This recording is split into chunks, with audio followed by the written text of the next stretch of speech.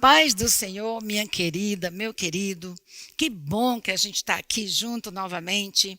E eu estou muito feliz de poder compartilhar um pouquinho da palavra com você. Eu quero ler hoje em Lucas, capítulo de número 8, versículos 22 a 25, e eu lerei da Nova Versão Internacional, que diz assim: certo dia, Jesus disse aos seus discípulos: vamos para o outro lado do lago. Eles entraram num barco e partiram. Enquanto navegavam, ele adormeceu. Abateu-se sobre o lago um forte vendaval, de modo que o barco estava sendo inundado, e eles corriam grande perigo. Os discípulos foram acordá-lo, clamando: Mestre, mestre, vamos morrer. Ele se levantou, repreendeu o vento e a violência das águas. Tudo se acalmou e ficou tranquilo. Onde está a sua fé? Perguntou ele aos seus discípulos. Amedrontados e admirados, eles perguntaram uns aos outros: quem é este que até os ventos e as águas dão ordens e eles lhe obedecem? Vamos orar? Senhor, nessa hora que nós abrimos a tua palavra, que nós vamos meditar na tua palavra, eu te peço que, em nome de Jesus, cada mente esteja cativa ao pensamento de Cristo, que nós possamos, que as palavras que eu diga não sejam minhas, mas do teu Espírito para ministrar a cada um e cada uma que está conectada e conectado conosco neste momento. E quero te pedir, Senhor, que nós saiamos diferentes do que entramos desta palavra, que nós possamos crescer, que nós possamos te sentir e que tu possas ministrar a cada coração. É o que eu te peço em nome de Jesus. Amém e amém. Esse mesmo relato é feito em Marcos, capítulo de número 4, e ele nos informa que eles haviam tido uma noite muito exaustiva e que Jesus, ao chamar os discípulos para irem para o outro lado do lago, que também é chamado Mar da Galileia, outros barcos o seguiram. Então, provavelmente, a exaustão e o balanço do barco fez com que Jesus adormecesse. Mas, claro, os marinheiros que estavam navegando o barco estavam alertas. Mas aqui, eu gostaria de usar o barco como uma metáfora da nossa vida. No barco no qual nós estamos navegando. Jesus está aqui conosco, mas como é que nós estamos enfrentando os vendavais e as águas que parecem querer nos afundar? Como está a nossa alma? Como está a nossa mente? Tem um hino que eu gosto muito da harpa cristã, o hino 578, e no Cantor dos Adventistas, se eu não me engano, é o 379, que expressa muito bem o espírito dos discípulos e o estado de mente e de medo dos discípulos com o vendaval e o medo de se afogarem, o medo do barco virar. Eu não vou cantar porque minha voz é linda, maravilhosa, mas eu vou ler somente uma estrofe para vocês, que diz assim: ó mestre, o mar se revolta, as ondas nos dão pavor. O céu se reveste de trevas, não temos um salvador. Não se te dá que morramos? Podes assim dormir, se a cada momento nos vemos sim prestes a submergir? E aí eu acho muito lindo a estrofe do hino que diz assim: as ondas atendem ao meu mandar, sossegai, seja o encapelado mar, a ira dos homens, o gênio do mal, tais águas não podem a naufragar, que leva o Senhor, Rei do céu e mar. É lindo esse hino. E aí ele diz, né? E aí mestre, eu gosto muito dessa outra estrofe, desculpa, vou ter que ler. Mestre, na minha tristeza, estou quase a sucumbir. A dor que perturba a minha alma, ó, peço-te, vem banir. De ondas do mal que me encobrem, quem me fará sair? Pereço sem ti, ó meu mestre, vem logo me acudir. Eu acho que esse hino pode hoje, no momento atual, transmitir o sentimento que nós estamos, ou que você pode ser que esteja atravessando agora, nesse seu momento de vida. E os barcos na época de Jesus eram lentos, eram feitos de madeiras, e eram feitos, eu andei pesquisando, eram feitos de madeiras, inclusive, diferentes. E eles eram muito mais frágeis do que os barcos de hoje. Existem muitos tipos de barcos nos nossos dias. Existem barcos à vela, barcos a motor, barcos a remos, existem iate, existem barcos de lata, existem barcos feitos de, até esqueci o material que parece plástico, barcos de todo tipo. Então vamos imaginar que a sua vida, que o seu barco da vida é um barco a motor, que eu acho que eles são mais fáceis de dirigir. Você liga e ele vai. Mas eu quero lhe perguntar, na verdade a minha palavra de hoje tem a intenção de fazer você refletir sobre a sua vida. Eu não vou te dar soluções, eu vou te levantar dúvidas, eu vou te levantar reflexões. Depois dessa mensagem, você vai parar e você vai se perguntar e escrever as respostas que você encontrar na sua alma, na sua mente, para as perguntas que eu vou lhe fazer agora. Vamos imaginar que a sua vida é um barco a motor. Como é que está a sua velocidade? Quais os ventos que estão lhe atacando? Quando nós vamos ao mar, os marinheiros sabem bem melhor do que eu, a gente precisa verificar alguns elementos. Quando a gente vai colocar o nosso barco no mar, a gente verifica o tempo, como é que vai ser. Eles verificam os ventos, que suprimentos eu preciso levar. Hoje tem colete. Nós nos preparamos para não sofrer imprevistos, mas o tempo, a vida nos traz imprevistos porque nós não temos o controle de tudo que acontece na nossa vida. Mas uma coisa muito importante que eu acho que os marinheiros, tenho certeza, não podem esquecer que todo barco precisa ter é uma bússola. E muitas vezes, nas nossas vidas, nós entramos num barco com muita pressa. A gente muitas vezes também leva o nosso barco sem saber para onde a gente está indo. Muitas vezes nós somente sabemos de uma coisa: nós queremos ir rápido. Quero correr, quero chegar logo. Às vezes a gente não sabe nem para qual lugar a gente quer ir. Eu nem sei aonde eu quero ir, mas eu estou com pressa. E ultimamente, não sei se são as minhas cãs, mas eu tenho meditado muito no significado da vida e do que é que eu estou fazendo com o tempo.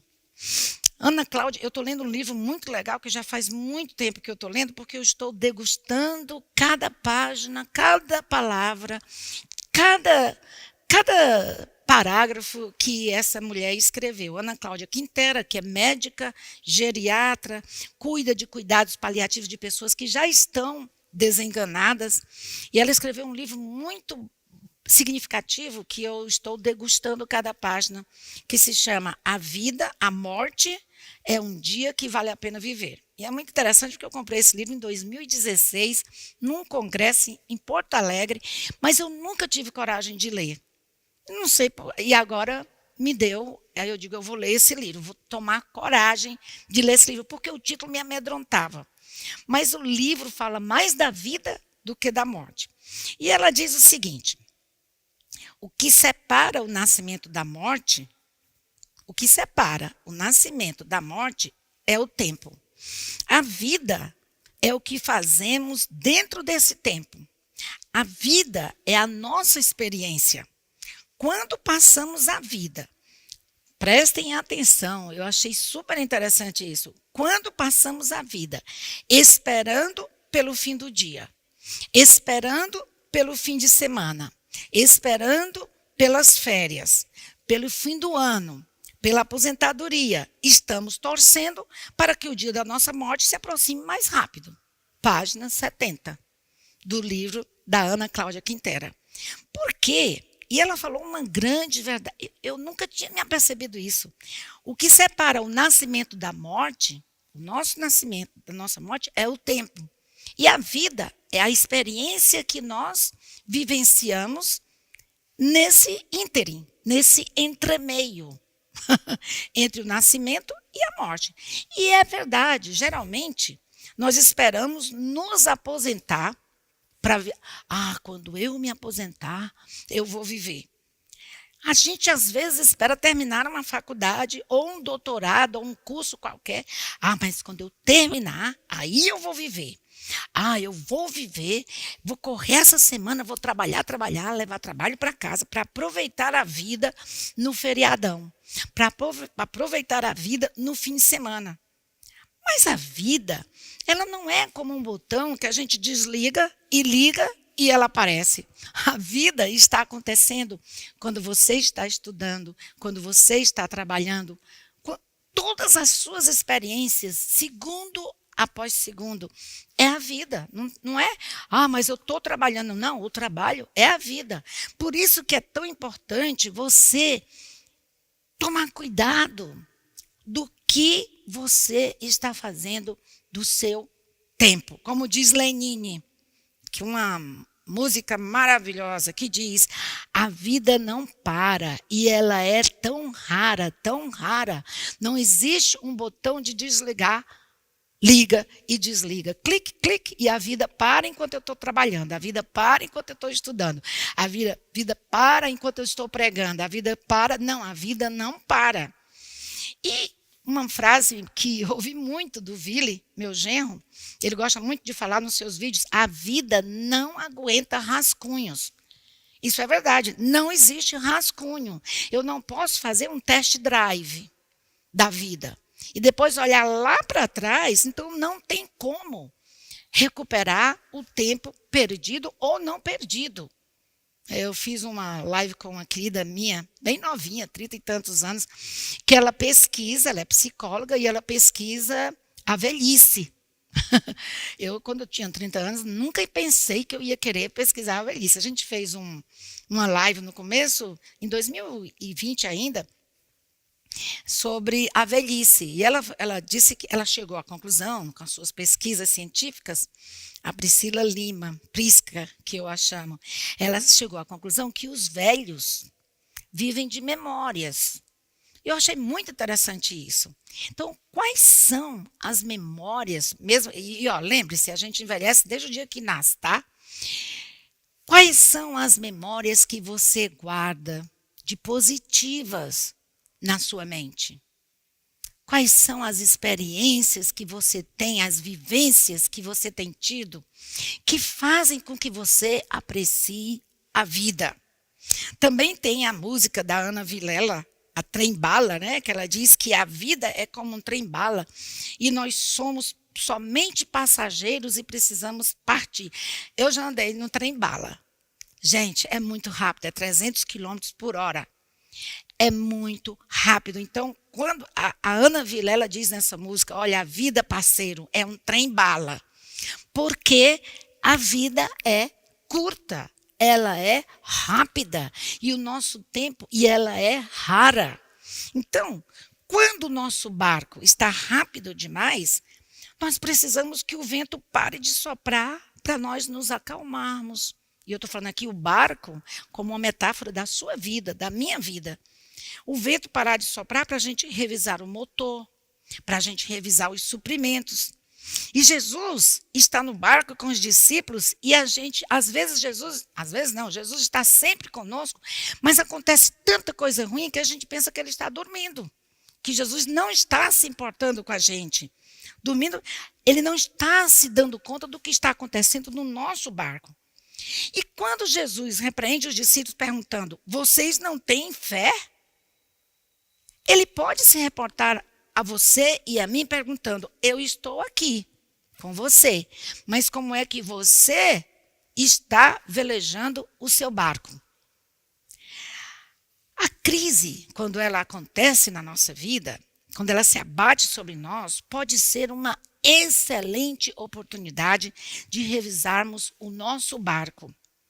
Uma outra lição que nós aprendemos em uma das narrativas da Bíblia foi quando Paulo estava indo para uma ilha e uma tempestade imensa atingiu o barco que ele estava. Uma coisa que eu observei nesse relato é que um dos movimentos dos marinheiros foi começar a esvaziar o barco dos seus suprimentos, para o barco não afundar e jogar tudo no mar, e jogar tudo no mar.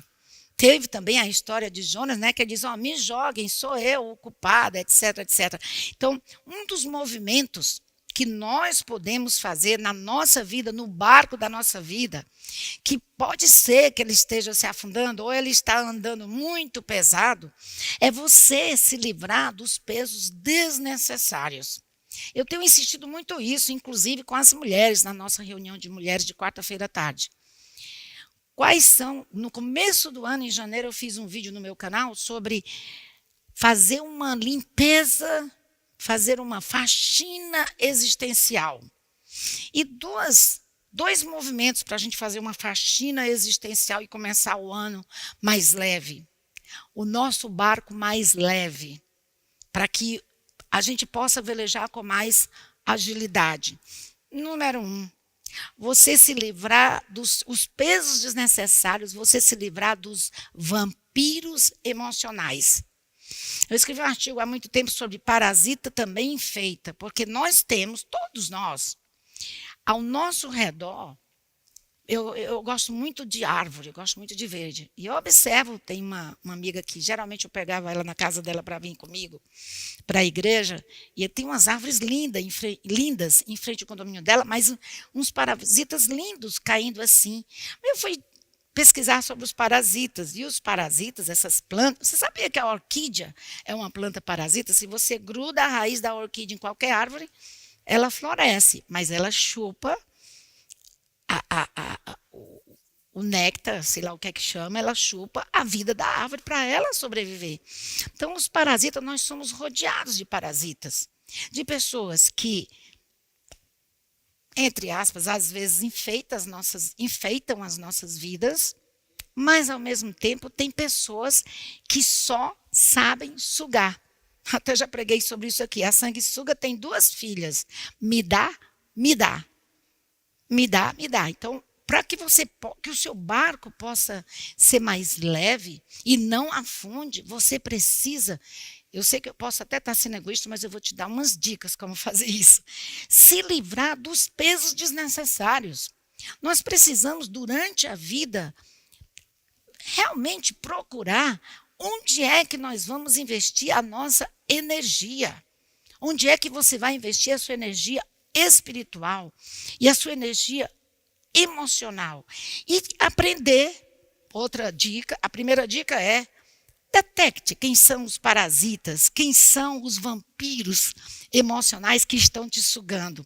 Quais são os pesos que você está levando desnecessários. Livre-se desse peso. Muitas vezes o seu barco perdeu o rumo.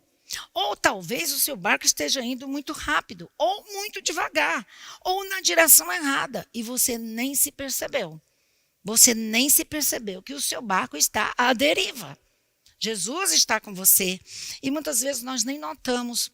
Onde está Jesus? E eu quero lhe perguntar, a gente tem tentado fazer meditações no nosso encontro de mulheres, é muito difícil a gente parar 10 minutos. A gente, não, mas eu não posso parar, querida, mas a vida também não parou.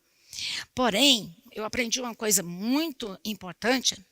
Meu marido passou vários meses em hospital, com dor na coluna, e várias cirurgias e procedimentos.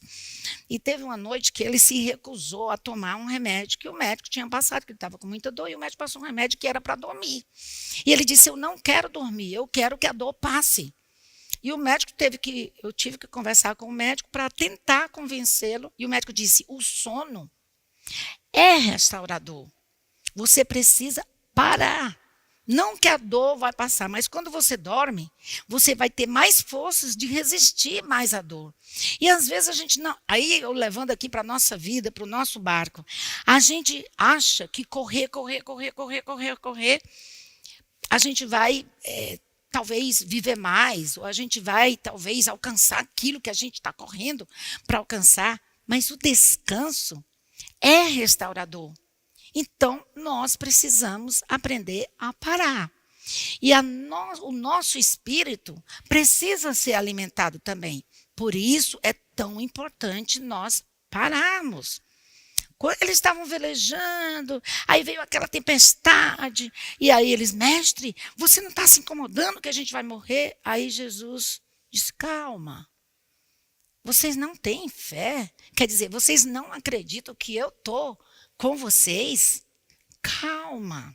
Tem uma música também que a gente canta muito na Bethesda, ou cantou muito, que diz, calma, meu coração, eu já te entreguei para Deus. Calma. Temos várias músicas sobre sossegar. Calma. Então, quando você tiver, pare. Pare. Pense. Veja o que é que está levando o seu barco tão rápido. Veja o que é que está levando o seu barco tão devagar. Por que a sua vida está tão sem rumo? Interessante. Eu quero te perguntar para você refletir como é que está a limpeza e a revisão do motor da sua vida. Para a gente revisar a nossa vida, eu vou dar. A primeira dica é se livrar dos vampiros emocionais, que são os pesos desnecessários. Joga fora. Como, Jerusa? Segundo, aprenda a dizer não. Aprenda a dizer não. Aprenda a dizer não. Eu, com muito custo, porque eu não sabia dizer não, comecei a dizer não. Porque eu estava me sentindo vampirizada. Sabe quando o seu sangue emocional está sendo sugado por todos os lados?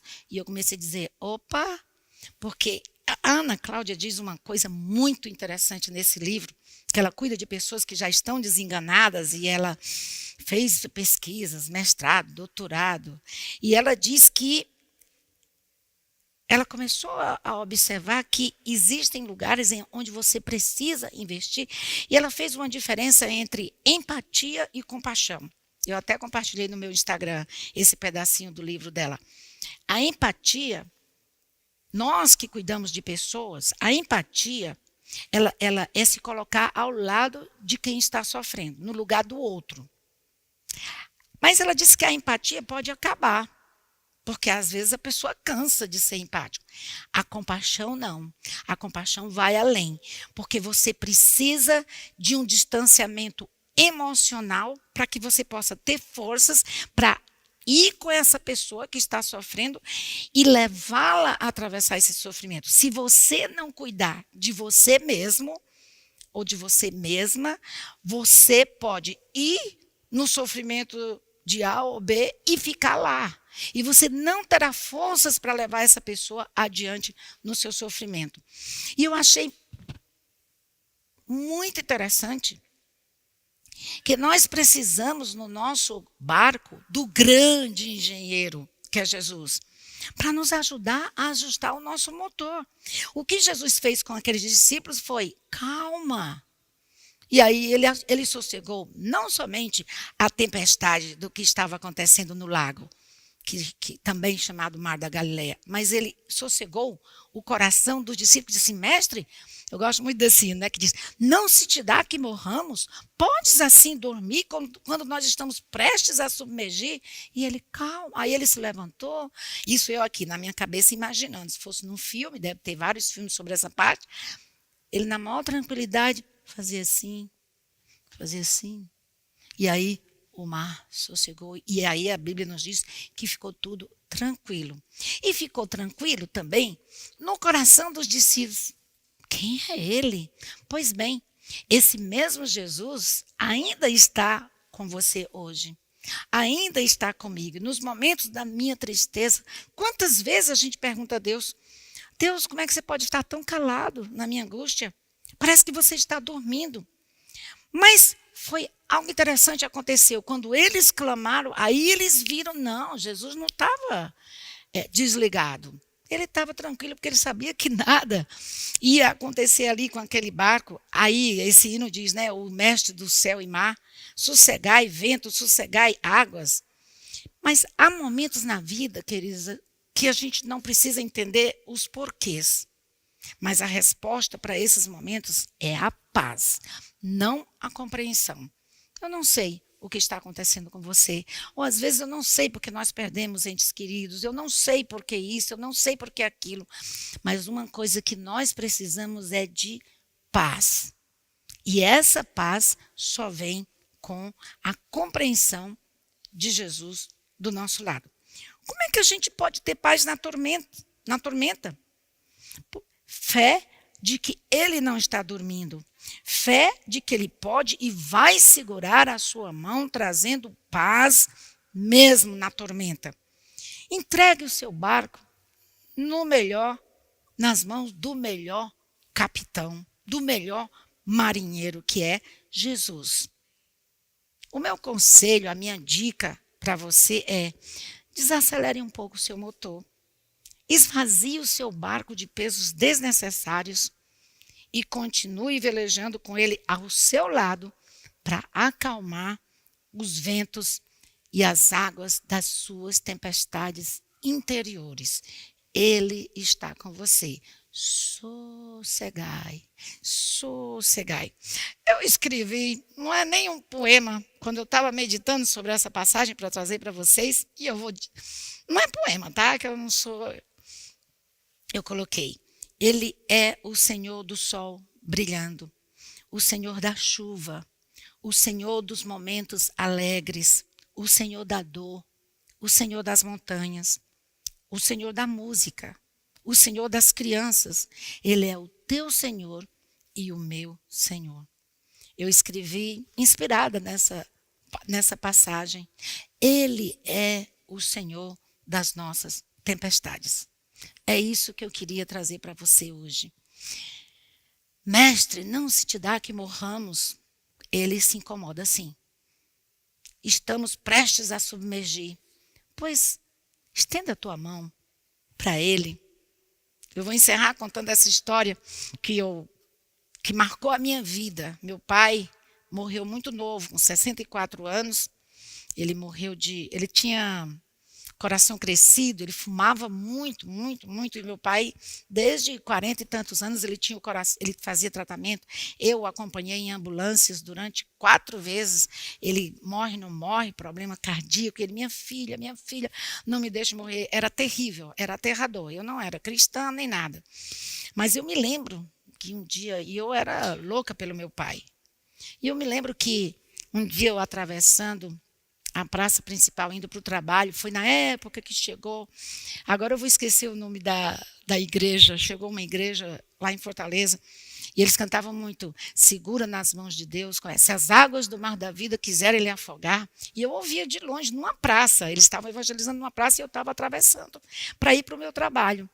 Eu estava muito triste, e eu ouvi esse hino, e eu, gente, o que é que esse hino está falando? E eu nem acreditava em Deus, né? E dizia assim: se as águas do mar da vida quiserem lhe afogar, segura nas mãos de Deus e vai. Se as lidas dessa vida, não sei o que, suportar, segura nas mãos de Deus e vai. Segura nas mãos de Deus. E aí foi muito interessante. Eu me apeguei àquele hino e eu ficava esperando o dia de atravessar de novo aquela praça e ouvir aquele hino. E esse hino: se as águas do mar da vida quiserem lhe afogar, segura nas mãos de Deus e vai. E assim eu quero te dar esse conselho. Foi isso que aconteceu com os discípulos. Eles estavam com Jesus no barco, mas eles achavam que Jesus não estava se incomodando com o que estava acontecendo com eles. Mestre, estamos prestes, nós vamos morrer, vamos morrer. Segura nas mãos de Deus. Jesus está no teu barco, mas tem algumas coisas que você pode fazer que ele não vai fazer. Eu também já preguei aqui uma vez, eu usei uma frase: Deus quer fazer as coisas por você, mas ele não fará aquilo que você pode fazer. Então, o que é que você pode fazer para o teu barco se acalmar? Só uma dica: ele está do seu lado. Ele quer caminhar com você e ele está sim olhando, vendo com você nos seus ventos turbulentos, na sua tribulação. Mas pare um pouco para velejar o seu barco com mais leveza e para se aperceber da doce presença de Jesus na sua vida. Amém? Vamos orar? Senhor, eu quero te agradecer, porque nós temos a oportunidade de te sentir. Eu quero te agradecer, Senhor, porque tu estás conosco, porque tu és aquele que acalma os ventos turbulentos. Tu és aquele que, tu és o Senhor das montanhas, tu és o Senhor dos mares, tu és o Senhor dos ventos, tu és o nosso Senhor. Ajuda-nos, Pai, a te perceber nos momentos difíceis das nossas vidas. É o que eu te peço. Sê com cada um, com cada uma que está ouvindo, vendo essa mensagem. Em nome de Jesus. Amém. Deus abençoe a sua vida ricamente.